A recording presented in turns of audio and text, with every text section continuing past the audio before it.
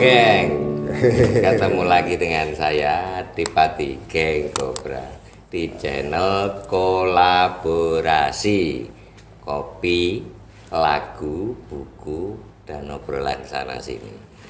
Biasanya saya ini bersama Pak Fikri, tapi kebetulan dia tidak ada.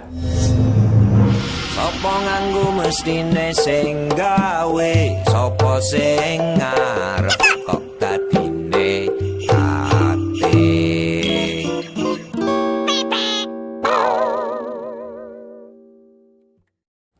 Malam ini saya ada di studio liputan massal Jambu Kulon.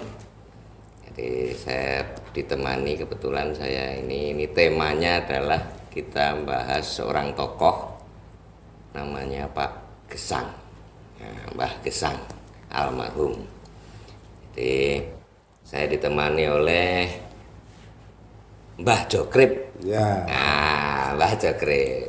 Mbah Jokrip ini geng, mungkin teman-teman geng banyak yang taunya Wiro Kribo Geng. Ya, Wiro Kribo Geng kalau di Facebook tuh, Mbah. Betul. Tuh. Mbah Wiro ini dulu saya mengenalnya sebagai seorang announcer radio. Betul. Awalnya di radio, dan saya kenal beliau ini dulu ada di SAS Radio, kemudian ada di Prambos Radio Jakarta. Sebelum Prambos di Semarang dulu. Di Semarang dulu. Nah, kemudian ada juga menjadi manajer kafe, Mbak. Betul. Nah, manajer kafe di Semarang. Di Semarang. Di Java Cafe. Java Cafe. Kemudian menjadi talent scout untuk lagu-lagu di label-label. Artinya di label Semarang, ada label Jakarta, Mayor Label, dan lain-lain. Dan pengalamannya untuk artinya di bidang musik, recording, musisi siapa-siapa ini lebih kenal. Maka saya ini pengen bahas tentang almarhum Mbah Gesang. Kita semua tahu, tanpa kita sengaja, tanpa disengaja oleh Mbah Gesang, bahwa lagu yang kita kenal adalah lagu Bengawan Solo. Itu mengenalkan kita ke dunia. Maka saya pengen ngerti siapa Mbah Gesang ini, kemudian dari artinya genre musik apa Mbah Gesang ini mulai dikenal, kemudian nanti apalah dampak dari munculnya karya-karya Mbah Gesang ini. Dan ini adalah topik tentang kesaksian dari seorang yang tahu bidang musik, kemudian perjalanan musik, dan berinteraksi juga dengan almarhum. Monggo Mbah Jokrip, dimulai dari mana Anda mengenal Mbah Gesang pertama kali?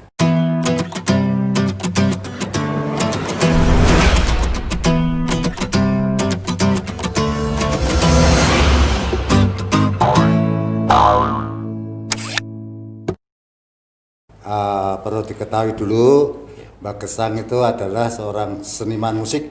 Ya. Seniman musik yang lahir di Kemelayan, Solo. Kemelayan, Solo. Tanggal 1 Oktober tahun 17 kalau nggak salah. Beliau wafat tanggal 20 Mei tahun 2010 ya, di Rumah Sakit PKU Muhammadiyah Solo. Ya. Saya kebetulan, saya sangat beruntung bisa ketemu secara fisik, secara pembelajaran apapun. Pak Gesang adalah seorang seniman tulen. Pak Gesang adalah seorang, pertama kali bukan pencipta lagu beliaunya. Beliaunya seorang penyanyi. Oh, penyanyi? Ya, dulunya. Dulu ya. Penyanyi dulu. Penyanyi, terus dia mondar-mandir ke sana kemari, memperkenalkan keroncong. Baru di tahun 36 kalau nggak salah ya, beliaunya menciptakan lagu berjudul Si Piatu, keroncong. Keroncong murni. Keroncong murni. Murni. Ya. Terus berjalan ke sini pada tahun 40. 40. Beliau menciptakan lagu yang sangat populer adalah Bengawan Solo. Nah, itu kayak Bengawan Solo. Ada beberapa lagu Pak Gesang yang keroncong itu ini si Piatu itu, terus Jembatan Merah, Ya. yang lagunya tanpa referen itu. Referen jelas. Lah sayang sekali ya, banyak teman-teman penyanyi Boyao kalau nyanyi lagunya Pak Gesang ya Bu Disebut. Nah, misalnya sekarang lagunya Pak Gesang, Tirton mati yang pernah. Nah, ada lagi satu lagu yang istimewa banget, Apa, Mbak? Taping Gunung. Ya. Nah, itu. Itu masih sering itu. Wah, masih sering, bahkan sekali dicampur-campur campur sari, ya, itu. ataupun apapun ya di itu Wayang, Wah, itu. Wayang kulit itu sering. hebat Pak Gesang. Banyak lagu Pak Gesang, hampir 44 lagu yang karya-karya beliaunya yang ngehit, semuanya ngehit. Jembatan Merah, terus itu dan sebagainya. Ya. Itu. Ada satu yang wingit dari Pak Gesang, Wah, itu bahaya Nah, ini. ini nek wingit. lagunya Wingit, Pamitan itu deh. Oh, iya. Itu Mbah punya cerita tentang mulainya lagu itu kemudian apa ya? Kemudian dinyanyikan ulang dengan versi bahasa Indonesia. Ada itu. Nah, itu penting sangat ini. menarik karena saya tanya kepada Pak Gesang tahun 79 ya. Ya. Kalau Pak Gesang dapat hadiah dari Gubernur Jateng kala itu rumah di Palur, perumahan Palur, Perumnas Palur. Perumnas Palur. Ngringo atau apa itu beliaunya di salah satu gang di situ ya, lupa namanya itu.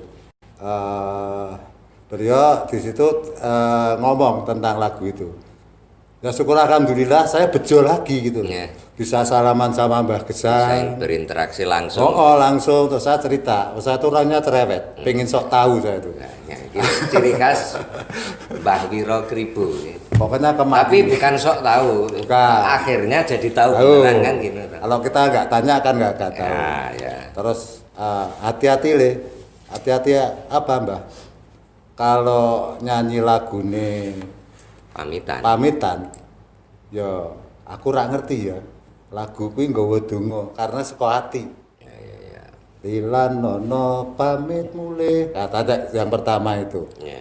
Itu terus Pak Gesang ngomong, kamu, Anda, sekalian semua. Ngomongnya gitu, kamu, Anda, kalian semua. Nah, andaikan Anda seorang pencipta lagu, pengarang lagu, penulis lirik, jangan sampai istilahnya ojo sing sedih-sedih gitu loh. Kuwi yen sedih ya sanepan disanepake. Ya. Gitu. Betul. Ada satu lagi banyak lagu Pak Gesang yang diversikan, termasuk ini ya, apa tadi judulnya? Pamitan. Nah, itu ceritanya gimana? Itu kan dulu, dinyanyikan dengan versi Bruri ya. Bruri, betul. Nah, Bruri ya. Itu dulu tahun sebelum beliau sedo itu pernah Pak Isharyanto almarhum. Ya. Itu kebetulan pas saya di Pusaka Record Semarang ketemu sama Pak Is. Ya. Pak Is Isharyanto, almarhum ya. tanya ke saya, lagune Mbah Gesang kayak apa Nang? Kalau panggil saya Nang itu laki. Ya. Sing pundi Om? Nah, bilang saya kan boso sama Om Is. Kalau oh Pamitan. Terus ya tak gawe Indonesia gitu. Wah asik Om. Ya saya bilang gitu, asik Om. Neng kata pertamanya apa ya Nang? Waduh bingung kok. Aku tutup pencipta lagu ya. Saya ngomong teman-teman itu. Terus keluar, kebetulan di Pusaka itu depannya ada warung bakmi. Ya. Bakmi Singapura. Bakmi Singapura di situ. Anu aja Om. Iko mawon. Lilan ono pamit mulai izinkanlah apa ngono. Wah, apik kuwi. Langsung sama Pak Ais tulis Yeah. ke Jakarta terus Itu kalau nggak salah itu produksinya HP. HP Record, Pak. HP Pak Hadi. HP. Nah, kebetulan Pak Hadi itu pernah jadi eksekutif produsernya Geng Cobra. di album Siti Eding. Ya, betul. Kalau Anda nggak ngerti Siti Eding, nah ini beliaunya yang nyanyi. Oh, itu nanti. Itu nanti. Kita bicara tentang Mbah Gesang dan perjalanannya. Dan elok Mbah Gesang itu, selalu santun sama siapapun. Kesenangan Mbah Gesang Kutut, Mas. Kutut. Oh. Sama ini, sama kalau burung di beranjangan. Nah, itu Mbah Gesang suka sekali itu. Beranjangan tuh kandangnya dhuwur. Ya, betul. Itu sukanya Mbah Gesang. Hobinya ya jalan-jalan mancing. Ya. Kayak teman saya itu sukanya mancing. Tapi persis sama Mbah Gesang. Nyindir. Ingin nyindir. Iku yo gandus. Iki gandus. Pitras ya tuh. Hobinya mancing. Murah mancing kerusuhan ya. Ya, Pak. Ini tadi balik lagi ke Mbah Gesang. Jadi dari keroncong Ya. Mbah Gesang ini kemudian membuat beberapa lagu keroncong yang kalau dilihat Bengawan Solo ya, Ya. itu kan tidak murni keroncong. Betul, langgam. Nah, makanya kemudian itu kemudian dikenal mudah karena easy listening. Jadi easy listening itu mudah didengar, kemudian sampai ke luar negeri dan itu mengenalkan Indonesia, terutama khususnya mengenalkan Solo. Betul. Dan kita terima kasih, dan Mbah Gesang itu menurut saya Bu ya mungkin tidak pernah merasakan bagaimana hasilnya dari lagu tadi karena beliau ini sudah wafat dan pada lagunya ini tak dunya cara-carane. Hebat Pak Gesang. Bengawan Solo itu hampir 13 bahasa dialihkan. Ya. Betul. 13 bahasa. Ada Jepang. Ya, jelas. China, Inggris itu Pak Gesang. In itu pernah. Ya, ini ya nyanyi. Itu salah satu yang pernah nyanyikan tuh lewat Mandarin kalau itu Pak Hindarmin dulu. Ya, Pak. Pak Hindarmin GNP Production GNP Production ya, GNP Production. Itu Hindarmin. Itu Pak Gesang pernah ngomong ke saya, ya bukan saya tanya gitu loh. Kok bisa hebat toh Pak Mbah? Kalau bikin lagu itu tanya dan jawab harus dipikir gitu. Ya. Misalnya sol la mi sol Bengawan Solo tanya toh. Ya. Terus diwangsuli riwayatmu ini diwangsuli meneh baru dijemput dengan referen. Ya. Hebat lah dari mayornya minornya Ya. kan kelihatan di situ. Progresi chordnya jelas kalau untuk dimainkan secara musikal gitu. Ya. Ada Mbah, apa tentang ini Mbah Gesang. Artinya kita bicara keroncong itu tidak lepas dari dinamika keroncong itu sendiri. Dari mulai nanti kan banyak tokoh-tokoh keroncong di situ. Kira-kira di era itu siapa aja? Mungkin Mas Joker kan tahu, mamanya di eranya Mbah Gesang ini siapa saja sih sebenarnya tokoh-tokoh keroncong yang kemudian bisa membawa keroncong ini mendunia.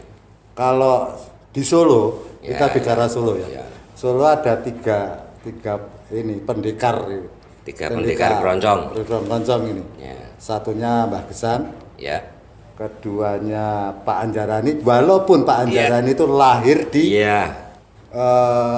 Ponorogo. Oh iya. Ponorogo terus Daerah itu. Bualjina. Ya. Trisula ini ampuh sekali. Walaupun di manapun ada misalnya Pak Kusbini itu Ya. orang hebat. Ya. Tapi ini kita bicara di lingkupnya Solo. Lingkup Solo. Dan gaya Solonya sendiri kelihatan.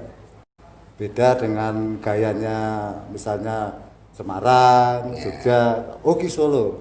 Kentrungannya Solo. Jadi gampang Semarang nek ning Ya. ning Semarang. Abang Semarang sama Keroncong Tugu. Keroncong Tugu Jakarta. Jakarta. Jakarta. Gitu. Salah satu lagu yang istimewa bagi saya adalah Pandan Wangi. Mbah Gesang juga. Ciptaan karyanya Mbah Gesang dinyanyikan Bu Haljinah. Itu ada dua versi antara bahasa Jawa dan bahasa Indonesia. Pandanwangi. Itu banyak ceritanya itu tentang Pandanwangi. Konon kabarnya Bu Wajinah nyanyi itu sampai ngelulu karena dia punya ini. Dia ada musibah nuwun sewu. Ya saya. Putri ini. Ya. Itu gitu. Satu lagu lagi Kacu Biru. Kacu biru. Nah itu istimewa. Ada lagi sebuah lagu karya Mbah Gesang Dongeng. Oh ya. Dongeng itu hampir semuanya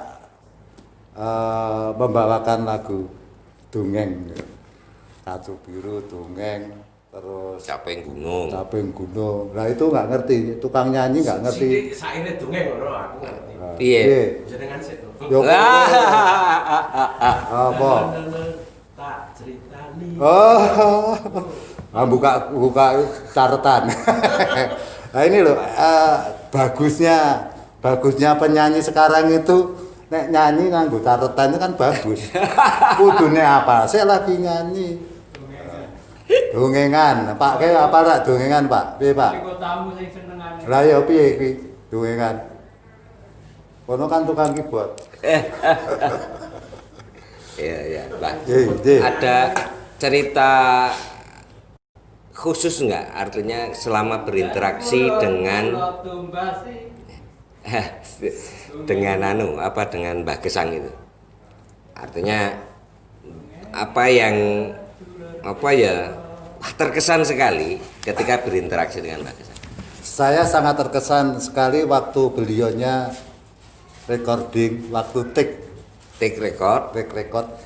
Umumnya kan take record dari depan ke belakang. Nek nyanyi mesti kok ngarep ya. Wah, itu teman saya ngetik gitu, istilahnya ngetik. Take itu sampai kok raiso terus ya Mbah iki ya, Mbah Gesang iki ya. Mbah fales, Mbah. Wah, aku wis tuwa nang. Itu umur piro, Mbak? Itu sebelum meninggal kan 2010. Ya 2010 93 ya. Berarti 90 91 anan. Akhirnya dia punya cara. Iya.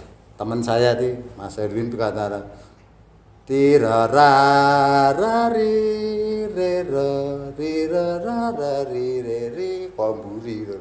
Tadi dia belakang, dia terus nyanyi tanpa iringan. Oh, padha emang ditokke nada dasar. Kayak mburi dhewe wis nyanyi dhewe, coloke. Nanti baru pasang pingpong sini. Baru tugasnya sang operator tadi sama editan.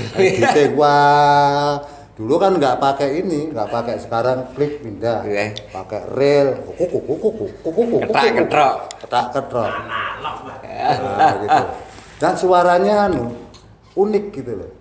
Bengawan, Solo kan, Mbah Solo, nah dipotong. Sing tugase iki mau, sing tukang ngapike iki mau, operator yang tidak dikenal orang ini tadi. Maka di kaset atau CD atau apapun harusnya ada. Ini orang di balik layar ini perlu di post gitu. Diapresiasi artinya bahwa ini tuh tugasnya dia gitu loh. Nah ini kayak kita ngobrol ini kita kan di studio liputan Masar itu kalau ada yang kita sini ya sing kerja biar di belakang layar kayak gitu dan lain-lain ngusungi kamera dan lain-lain. Harusnya itu di runnernya itu siapa? Itu bangga loh gitu. Mas Gandus. Aku bapakku nenggon kono di ora-ono. Itu cuma intermezzo saja. Gitu. Ini tadi channel kita geng, kita cerita tentang topiknya Mbah Gesang. Tadi kita tahu bagaimana Mbah Gesang dari lahirnya tahun berapa, kemudian karya-karyanya ya 1 Oktober, kemudian karya-karyanya mulai berkarya dan Mbah Gesang itu dimulai dari penyanyi bukan pengarang lagu, kemudian menjadi pemain musik nggak Mbah? Kelihatannya saya kurang begitu ini ya. Suling ya, dia pakai suling karena dia selalu membuat lagu karangannya itu pakai suling. Dan katanya aku ki ora mampu, tapi aku ngerti nada gitu.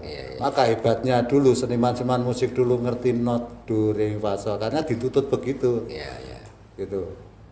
Nah, Pak Gesang ini sesuatu yang hebat.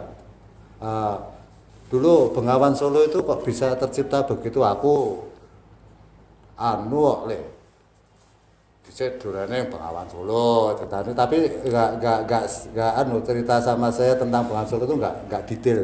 Ya, ya, ya. Cuma dia iki lho wong Jepang kono ki seneng.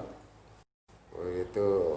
Oh di situ Pak Gesang ngomong lagi, "Wih londo." Londo. Zaman aku tahun 73 piro le, aku wis tahun ning kono nanti itu.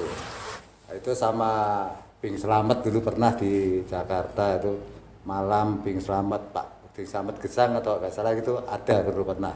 Pernah saya beliaunya cerita ke saya. Aku favorit sama Bing Slamet. Bing Slamet. Oh, jadi favoritnya Mbak Gesang ini Bing Slamet. Di antaranya. Di antaranya Bing Slamet. Balik lagi ke ini lagi ke Pak Anjar, Bu Wajinah, Pak Gesang. Ini trio ini selalu bersinergi gitu. Terus ini tadi ada trio pendekar-pendekar keroncong dari Solo yang kemudian mendunia sampai sekarang gaungnya itu tetap ketika bicara keroncong bahkan ke pop orang tetap tahu ada Mbak Gesang, ada Waljina, ada Anjarani. Mungkin Anjarani tidak begitu ini kecuali di Pak Anjarani ini di campur sari di apa orang tahu di wayah gitu pasti tahu. Tapi kalau generasi muda paling tidak Mbak Gesang ini orang tahu lagu Bengawan Solo kan sampai sekarang masih. Terus di kira-kira sudah berapa lagu Mbak tadi 40-an lagu 44. lebih? Kalau nggak salah 44. Seorang Gesang yang hebat. Hanya Bukan baru hanya 44. hanya 44 lagu yang di apa ya disampaikan pada publik. Karyanya cuma 44, bayangno. Saiki sedina gawe 5 lagu iso. Tapi mutu loh itu. Ya, ini bicara. Ya, Pak. Ya kayak ini tadi kita bicara tentang Mbak Gesang, kemudian sampai pada akhirnya dan apa yang mungkin Mbak Cokrip. Kalau Mbak Cokrip ini kan basicnya dari penyiar, jadi lagu itu tiap hari ngerti. Udah di penyiar dulu, kemudian ke dunia recording di label-label itu di Semarang, di Jakarta, kemudian ada lagi di dunia malam, Di dunia malam yang mengasihkan. dunia malam. Kurang satu dunia gaib. Dunia kayak kali begini loh. Oke, akhirnya kemudian kita bersama-sama menjadi di komunitas kita di Geng Kobra dan teman-teman yang lainnya. Apa yang mungkin bisa sampaikan pada generasi muda, apa yang bisa ditiru dari Mbak Gesang ini, kemudian apa yang mungkin pengen Mbak Cokrip sampaikan pada generasi muda nanti ke depan. Saya itu cuma sederhana. Kalau Anda masih hidup, seorang musisi masih hidup, seorang seniman masih hidup, ya berkaryalah. Dan saya sendiri mengapresiasi semua karya karena suatu pencapaian yang luar biasa. Ya. Itu kalau kita punya karya mbuh apik mbuh elek ki aja urus. Kamu berkarya terus. Ya. Ojo mikir payuran ora. Sampaikan dulu, sampai dulu baru kita bicara yang lainnya. Malah enak panganan. Minum dulu aja. Minum dulu. Ya, ini namanya channel kolaborasi kopi, lagu, buku, obrolan janji. Jadi kopi Tos, dulu, tos. tos dulu. Ya. Monggo, Pak. Ya. Itu tadi ada Mas Gandus. Nanti kita di episode satunya kita bicara dengan GSS. Yes. Gandus System Sound. Wah, dibalik. Sistem sound. Suara kok harus sombong. Oh, sistem suara. Sistem Suaranya disistemkan dia. disistemkan. Tak apa-apa, geng kok sak kabeh dhewe. Ae dhewe walik-walik ra apa-apa. Kenter ya ta. nggak apa-apa. Tapi artinya di komunitas kita, kemudian kita bicara mengapresiasi karya, entah itu musik, entah itu di sastra, di literasi atau apapun, teman-teman muda, marilah kita berkarya. Saya yakin teman-teman generasi milenial sekarang lebih hebat ketika kita bicara di ranah dunia maya. Kalau dulu kita harus bagaimana mengantar karya ini kepada produser dan lain-lain, kalau sekarang ini tinggal naikkan ke YouTube gratis, sudah dising nonton. Dan Mas Joko, seorang pencari talent ya, Talent Scott ya. itu juga disusahkan dulu. Kayak saya itu cerita sedikit ya, saya kenal geng Cobra ini, mumpung ada orangnya, saya jujur saja, itu tahun 2003 saya kayak wong edan gitu loh, krungu lagune dengcek Ngayuk Jakarta. Satu hal yang saya ingat itu ini, Witing klopo dawata ingat copoto. Iki cah aneh, cah nakal iki, cah edian iki. Kudu tak goleki gitu loh. Saya mencari hampir 6 bulan nggak ketemu. Karena ini menarik ini. Iki nek dudu wong Solo ra iso. Maaf nggih. Aku ora ngape-ape wong Solo, dudu aku wong Solo enggak. Iki kata-kata iki nganyel iki sing gawe iki edian iki aku. Tapi baca edian itu bukan edan anunya ya, tapi edan ora apa-apa wong kene wong edan. Edan tenan ra. Nakal gitu loh. Iki menggelitik, sayanya kan menggelitik itu. Akhirnya ketemu itu di kasetnya gambar apa kayak topeng. Itu tak goleki kok apa. Nomor teleponnya kok ora ono, mung ono alamat studio tok. Iki piye? Artinya hati-hati itu kok ada barcode-nya itu loh. Tuk iki nomor handphone iki cah iki. Wah iki edian tenan iki. Iki tak pengen di ngerteni, saya penasaran, bingung saya, takon-takon ora ngerti. Saya balik ke Solo, ora nodo Jogja, tak pun sampai Klaten. Saya diprodusirnya itu loh di Kusuma. Wah nggak tahu Pak, di sekretariatnya depan tuh kebetulan Sabtu dulu, nggak ngerti. Wah piye gitu, saya balik. Penasaran, numpak bis Suharno itu dari sini. Numpak Suharno mau ke Semarang, mampir dulu di Kartosuro. Di Kartosuro saya diem ngenteni bis. Masih ngenteni bis saya buka-buka. Tak coba biskol ya dulu ya. Loh, Pak Muruk. Tak SMS. Zaman SMS tak SMS. Apakah ini geng Cobra? Tanda tanya. Orang jawab. Sampai Boyolali baru dijawab. Iya. Jenengan sinten liyane? Kula Jokrip Naka. Tak telepon. Sesuk aku ketemu kowe ndak. Bung kok ndak. Sesuk ketemu kowe Bung. Tuh. Akhirnya ketemu beliaunya ini. Jadi ceritanya begitu unik. Setelah itu pas poso itu delala kopiah aku ya pas poso. Ini tak ajak rekaman, ketemu dulu baru ke studio. Itu ini menarik gitu loh. Ya menarik, tapi ini topiknya Mbah Gesang malah balik ning Geng Cobra kan nah, lucu. Karena ini yang lucu ini kudu diluconi nek supaya lucu. Lucu ning ora wagu gitu loh. Nah, tadi kan ada kaitan transport gitu lah, tak sisanke wae. Mumpung ijek kelingan gitu. Nek sesuk ora kelingan kan lucu ya kan. Oke. Intinya Mbah Gesang good. Mbah Gesang hebat. Contohlah Mbah Gesang. Ya. Ingat nek gawe lagu kudu wangsul takon diwangsuli. Salam misal Bengawan Solo wangsuli. Riwayatmu ini itu dan seterusnya. Oke, itu Mbak mungkin. Bisa lho martabak, Mbak. Oh ya, martabak sate kambing.